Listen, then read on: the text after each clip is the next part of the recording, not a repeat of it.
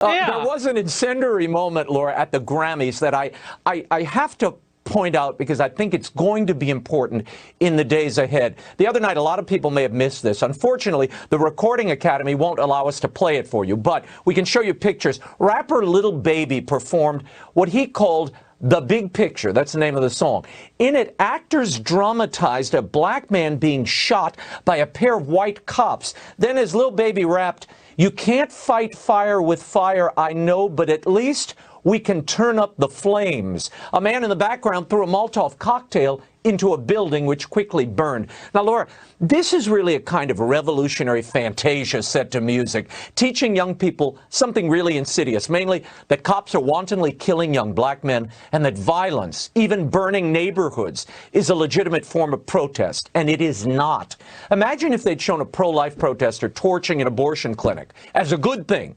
People would rightly be incensed. And on the eve of this Chauvin George Floyd trial, it's not only irresponsible, it's dangerous. Well, wasn't it during that same quote song, is that what we're calling it? Black Lives Matter activist Tamika Mallory showed up right on stage and did a protest and said, President Biden, we demand justice, equity, policy, and everything else that freedom encompasses. And to accomplish this, we don't need allies, we need accomplices.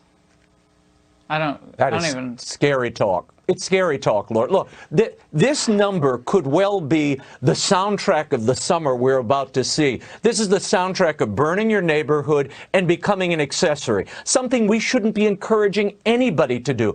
And again, the way it was dramatized and set to music, it concerns me. The amazing thing is during the Grammy broadcast, CBS and the Recording Academy issued a statement. They put it on screen. It said, "We condemn and denounce racism and violence. Let's use music to bring us together." I suggest they look at their own broadcast. Look at it closely.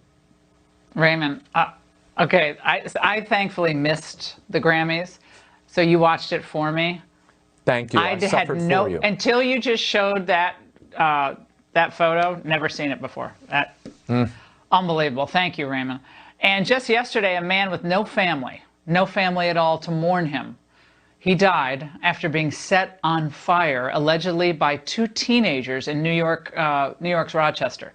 I had Bob Woodson on the Voiceless Victims and why we see an increasing suffer in silence, or even worse. I want to tell you about Stephen Amenhauser, a 53-year-old native of Texas living alone in Rochester, New York. After returning to his apartment on Friday, Stephen was set upon by two assailants, who ended up dousing him in a flammable liquid, then setting him on fire.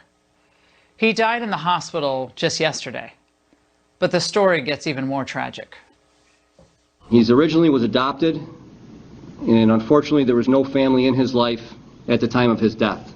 So the reason I'm telling you a little bit about him, because there's nobody else to speak for him. I have seen a lot. There's a few cases that stick out. You know, seeing the pictures of this guy, and then knowing that he has no family around just to speak for him, I can't. This is one that I'll remember. Stephen's death is a terrible window into our increasingly depraved culture. Why is this happening? Because the alleged assailants are two teenage boys, aged 16 and 14. According to the police, the 14-year-old had been arrested 3 times in the last 7 months.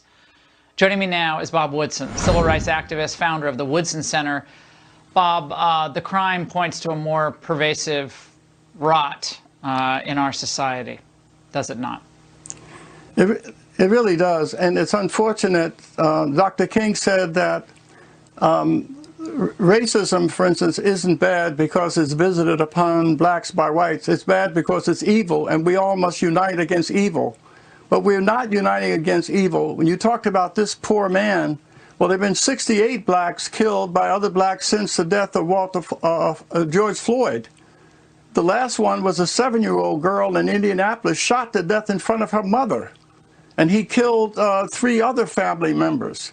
But yet this doesn't get reported. There is a hole in the heart of Americans a moral and spiritual free fall that we're in that is consuming people, even in wealthy suburbs of Silicon Valley, where the teenage suicide rate is 6 times the national average. The leading cause of death is homicide in black communities. Baltimore is more dangerous than Afghanistan.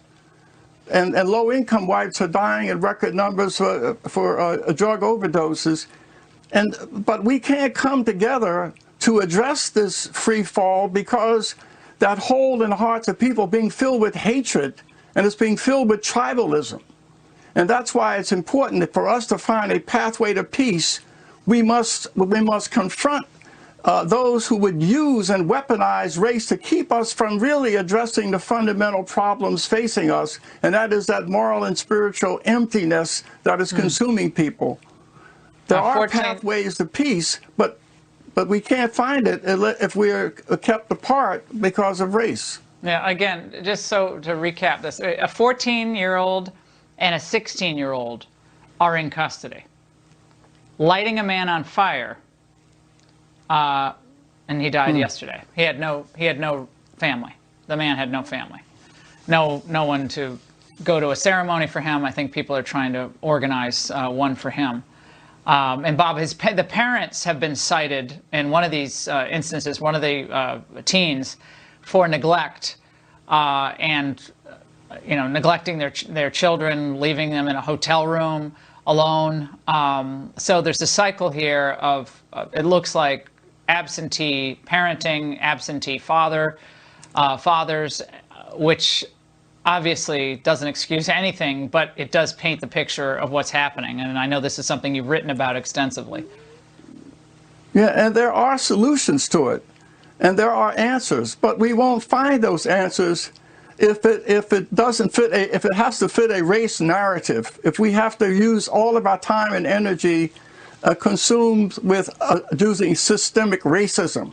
What we should be doing is investing in those indigenous leaders that have been able to reach out to young men and like this and give them and become moral mentors and character coaches. There are indigenous people that we have found at the Woodson Center that have the ability to reach out and embrace these young people and become surrogate mothers and fathers to them. But we need to invest in it.